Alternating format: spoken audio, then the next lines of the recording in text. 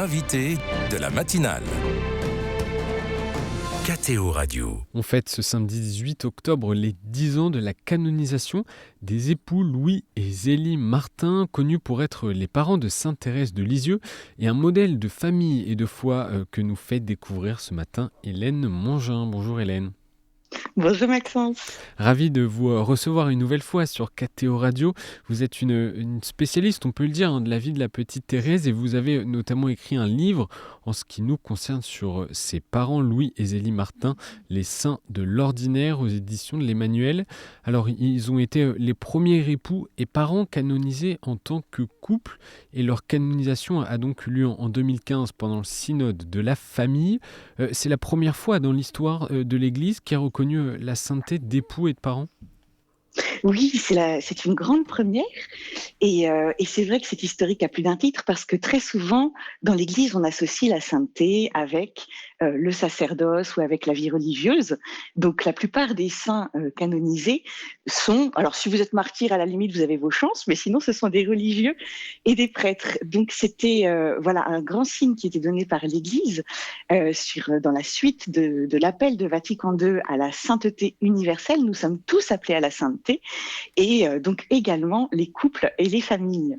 C'est Paul VI qui a décidé que leurs causes soient réunies et examinées ensemble. C'est dans cette continuité justement du synode et de cet appel à la sainteté de tous.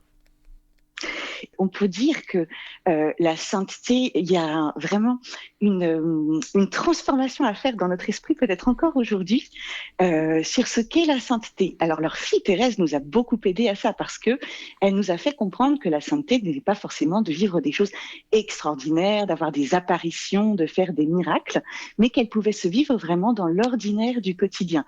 Elle-même en a été un modèle avec sa fameuse petite voix, mais on peut dire qu'elle était la digne héritière de ses parents qui avaient décidé d'élever leurs enfants pour le ciel. Et je reprends leurs mots. Donc, ils ont vraiment vécu, eux, cet appel à la sainteté en famille. Et c'est vrai que l'Église, par Louis, Zélie, Thérèse et peut-être bientôt leur fille Léonie, nous donne un modèle de sainteté à vivre dans une vie ordinaire de laïque en famille. Léonie, dont la cause est actuellement traitée pour une éventuelle béatification. Hélène Mongin, un modèle que l'on découvre, que l'on redécouvre donc ce matin avec vous, celui des époux Louis et Zélie Martin. Parlez-nous un peu de leur vie avant que les époux se rencontrent. D'où viennent-ils, de quelle famille et quelle était leur profession ? Alors, ils viennent un petit peu de la toute petite bourgeoisie catholique de l'Orne. Ce sont tous les deux des enfants de militaires.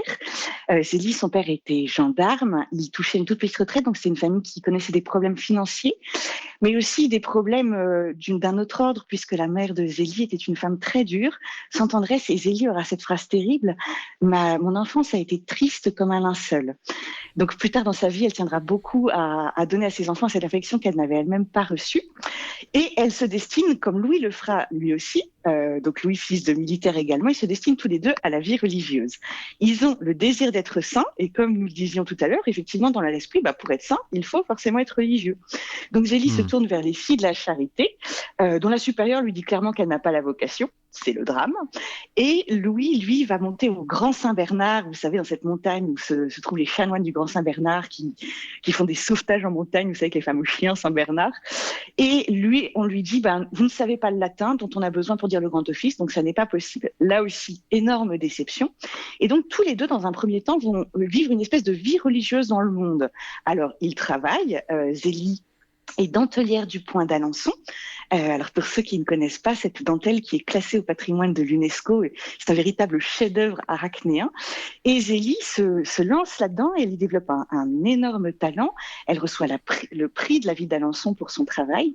Elle est victime de harcèlement au travail dans son entreprise, donc elle décide de la quitter et lance elle-même sa propre entreprise alors qu'elle n'a pas de fonds, pas d'expérience commerciale. Elle se lance elle-même pour créer sa propre entreprise de dentelle d'Alençon. Et lui, de son côté, il fait des études d'horlogerie, ce qui lui convient très bien. C'est un homme qui aime le silence, le travail minutieux. Et donc, ils vont vivre ainsi jusqu'à l'âge respectivement de 24 et 26 ans. Alors, il faut se dire qu'à l'époque, c'était vieille fille, vieux garçon, sans du tout l'intention de se marier.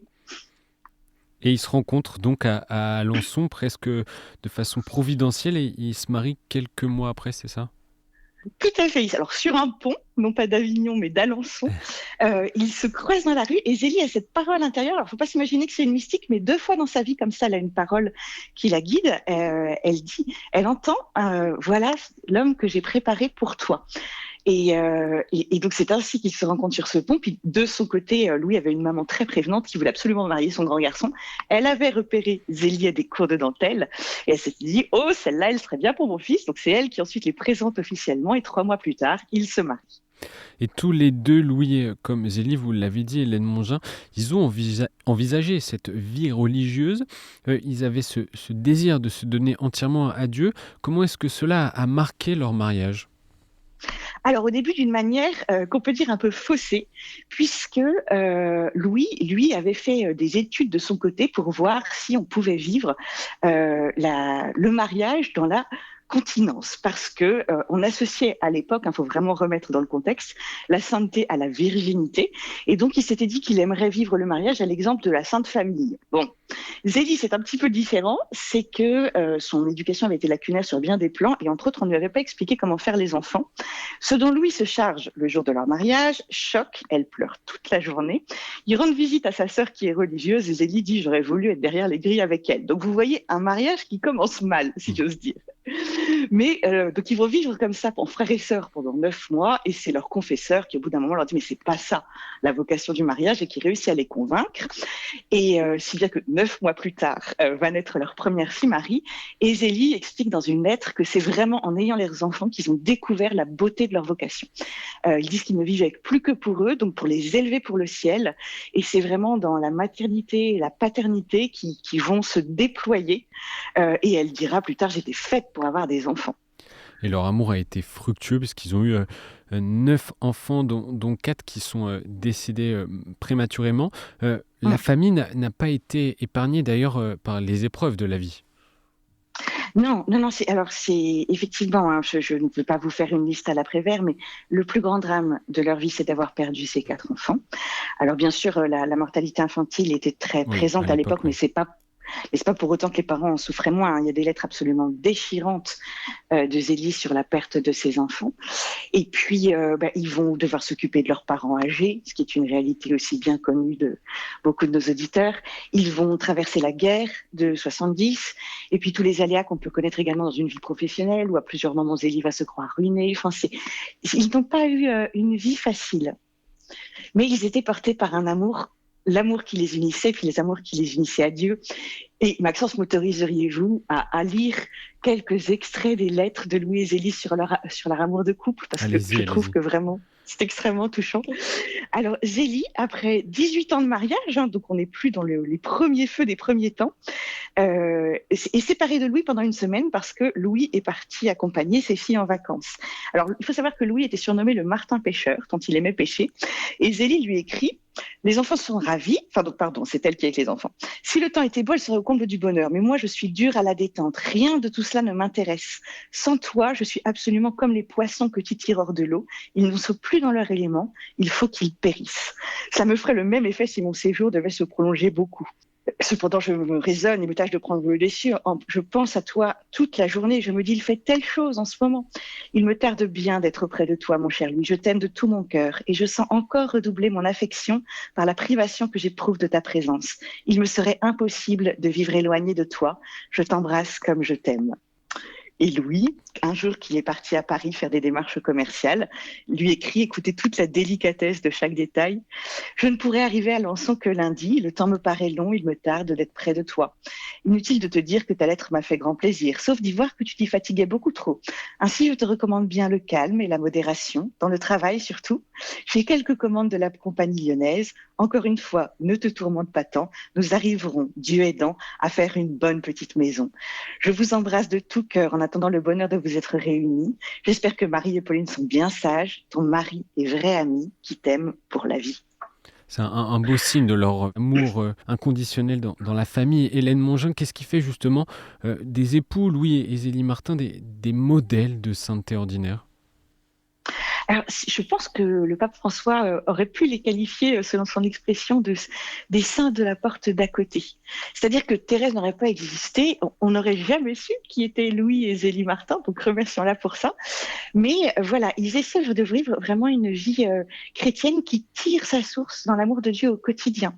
Donc pour eux, comme disait le Vatican II, la source et le sommet de la vie chrétienne, c'est la messe. Et donc ils commencent leur journée par la messe à 5h30.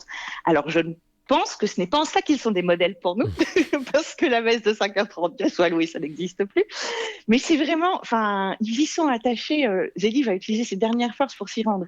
Et du coup, voilà, quand on lit leur correspondance, que je vous invite vraiment à faire, on a l'impression que Dieu, c'est pas du tout des écrits spirituels ou des essais de théologie. Hein. On a l'impression que Dieu fait vraiment partie de leur vie familiale au quotidien.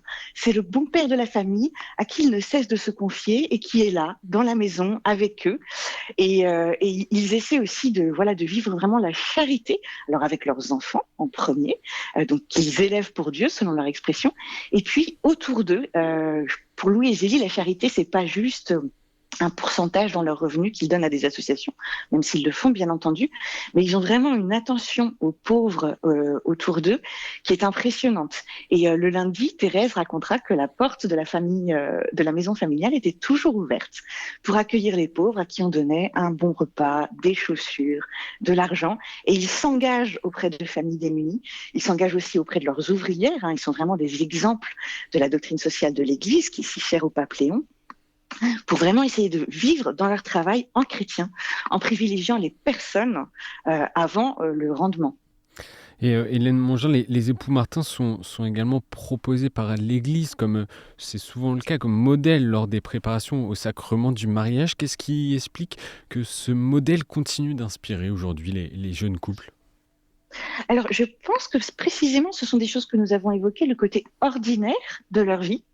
Ce ne sont pas des gens qui vont vivre des choses incroyables, ils sont vraiment touchés par les épreuves que tout le monde connaît, mais c'est vrai qu'ils le vivent d'une manière différente. Alors, c'est pas bisounours, hein, quand on lit les lettres de Zélie, en fait, c'était une femme qui était très angoissée. On a cette chance d'avoir accès un peu à travers ses lettres à son intimité, à ses pensées. Donc du coup, elle n'avait pas du tout conscience d'être une sainte. Elle avait l'impression d'être une bûche, elle avait du mal à prier, elle s'endormait pendant les sermons, c'est vraiment une femme ordinaire. Et puis, elle touche aussi beaucoup de gens précisément par ses angoisses et ses difficultés. Les difficultés qu'elle va rencontrer avec sa fille Léonie, elle dit que c'est des plus grandes souffrances de toute sa vie parce qu'il y a une fille qu'elle n'arrive pas à rejoindre dans ses difficultés, ce que connaissent aussi beaucoup de parents. Et puis Louis, qui est lui ce modèle que nous a donné, dont le portrait est vraiment magnifique dans Thérèse, fait par Thérèse dans son livre Histoire d'une âme, d'un père extrêmement aimant, extrêmement proche de ses enfants. Ils ont un côté très moderne aussi. Moi, quelque chose qui m'a toujours touchée, c'est que Louis a quitté son propre travail, il a vendu son horlogerie pour se mettre à travailler pour sa femme. Donc ce serait anachronique de dire que nous étions dans une famille féministe, mais qu'on était à une époque où on parlait beaucoup d'un Dieu vengeur, justifié, etc. Eux, ils ont été à l'école de Saint-François de Sales grâce à la sœur de Zélie, qui était visitandine, et ils croient vraiment en un Dieu d'amour, de tendresse, proche d'eux. Donc aujourd'hui, ce sont des gens qui nous semblent proches. Bien sûr, le contexte était totalement différent de leur vie, mais ils offrent un témoignage de sainteté accessible dans l'ordinaire pas facile du quotidien.